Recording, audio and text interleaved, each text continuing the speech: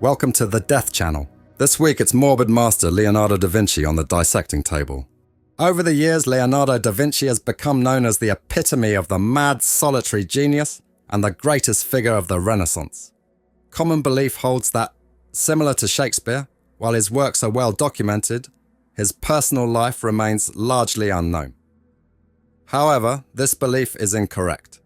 Unlike Shakespeare, we actually possess a wealth of information about Leonardo, far more than about most of his peers.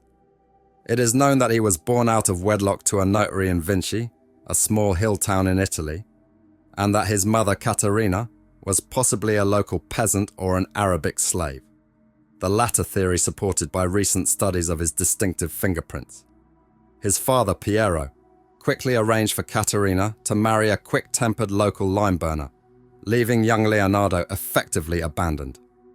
Piero remarried 4 times and had 15 other children.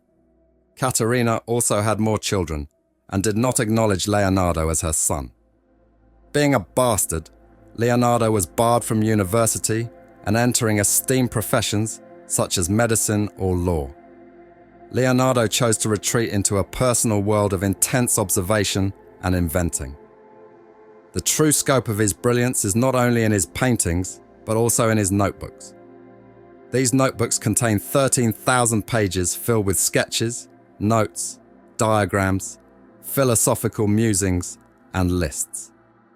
They are one of the most comprehensive insights into a thinker's mind ever recorded. His curiosity seemed to be endless.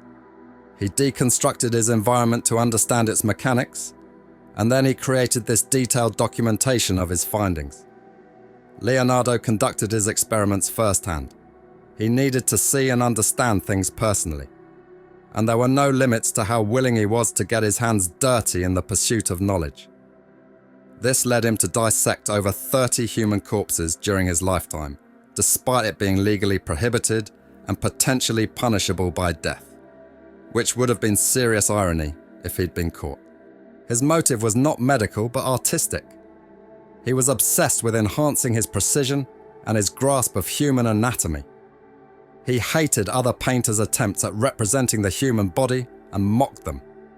He called their attempts to paint the human form as resembling sacks of nuts. From these notebooks, we have been gifted myriad inventions. These range from the fantastical to brilliantly functional. The prototype designs of a tank, the first parachute, a massive siege crossbow, a crane for clearing ditches, the inaugural mixer tap for a bath, foldable furniture, an aqualung, an automatic drum, doors that open and close by themselves, a device for creating sequins, and smaller tools for making spaghetti, sharpening knives, slicing eggs, and pressing garlic. In these pages, Leonardo also made radical observations about the natural world. He was one of the first to use tree rings to determine a tree's age, and explained why the sky is blue. This was a phenomenon not fully scientifically explained until 300 years later by Lord Rayleigh through the concept of molecular scattering. Each sheet in the notebooks is like a page from an expansive, handwritten visual encyclopedia. Due to the high cost of paper back then, Leonardo used every available space. He wrote all his notes in reverse, which required a mirror to read properly. The reason for his reverse writing remains unknown. It might have been easier for him as a left-hander to write from right to left. Or perhaps he wanted to protect his ideas from theft. This method was yet another symbol of his genius. Leonardo was totally unconcerned by societal norms. He became a vegetarian at a time when it was almost unheard of. And it was all because he loved animals. He was known to buy caged birds from local animal markets, only to open their cage and set them free. Everyone wanted to have Da Vinci working for them, including royalty. He was bombarded by offers to create works, but he hardly ever completed his commissions from Europe's elite. All he cared about was his solitary independence and total control over his own artistic life. This was a control he lacked in his youth as an abandoned child. This is what he said. It had long since come to my attention that people of accomplishment rarely sat back and let things happen to them. They went out and happen to things. The typical image of Leonardo today is that of a 60-year-old bald bearded sage, portrayed as a recluse. However, the younger Leonardo was a very different man. His contemporary and biographer, Giorgio Vasari, described him as incredibly handsome. Moreover, Leonardo was weirdly strong for his size. Vasari remembered this and said, "There is something supernatural in the accumulation in one individual of so much beauty, grace, and might." With his right hand, he could twist an iron horseshoe as if it were made of lead. He was also known for his charm. In his liberality, he welcomed and gave food to any friend, rich or poor. His speech could bend in any direction the most obdurate of wills. Yet challenging him would only unleash his dominant debating abilities. This made him a feared opponent at a time when intellectual prowess was a serious form of social currency. He had an extremely sharp intelligence and memory.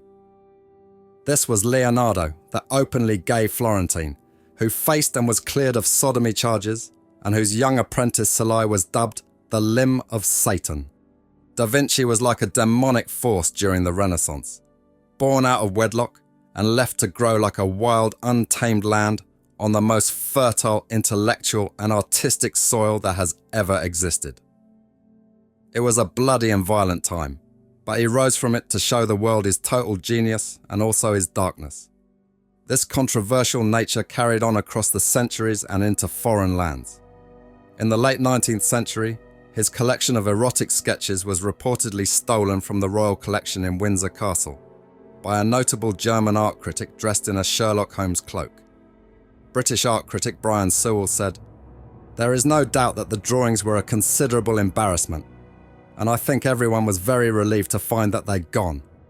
Both the mature sage and the youthful, charismatic Leonardo stemmed from the same self-assuredness. His confidence was powered by his rigorous self-education and his philosophy of saper vedere, or knowing how to see. Learning, he once noted, never exhausts the mind."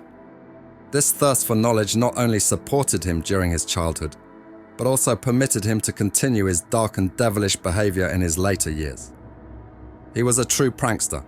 For example, in the Vatican, he made a set of wings and horns, painted them silver, and attached them to a lizard, creating a miniature dragon, which he set down in the holy site while no one was looking. This shining beast then terrified the Pope's superstitious courtiers, who thought the devil had finally come to claim them for their sins. On a different occasion, he emptied a bull's intestines, connected them to a blacksmith's bellows, and inflated them into a huge, foul-smelling balloon that quickly expanded and forced the puzzled spectators out of the forge. Leonardo was immensely talented, yet he had his limitations. Contrary to popular belief, he did not invent scissors, the helicopter, or the telescope. He struggled with mathematics, only grasping basic geometry and frequently making errors in arithmetic. Several of his theories have been disproved over time. He wrongly believed that the moon's surface was covered in water, which explained its reflective quality. He thought a salamander lacked digestive organs and lived on fire. And he made the mistake of painting his most famous work, The Last Supper, on dry plaster, which did not preserve the artwork well. Thankfully, today's version is largely maintained by restorers. Moreover, because his reputation posthumously rested on a modest collection of 30 paintings, his scientific insights had little influence until his notebooks were deciphered in the 19th century. Leonardo passed away in France at 67. According to legend, King Francis I was at his side, holding him as he died. This was an act seen symbolically as the resolution of his lifelong absence of parental affection. He suffered his entire life due to the early loss of his parents and lacked the warmth of their love. However, despite what he lacked, Leonardo achieved extraordinary things. As the king remarked, "There had never been another man born in the world who knew as much as Leonardo." Thanks for listening to the first episode on the Death Channel.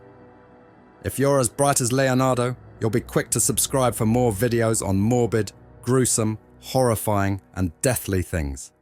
See you on the other side.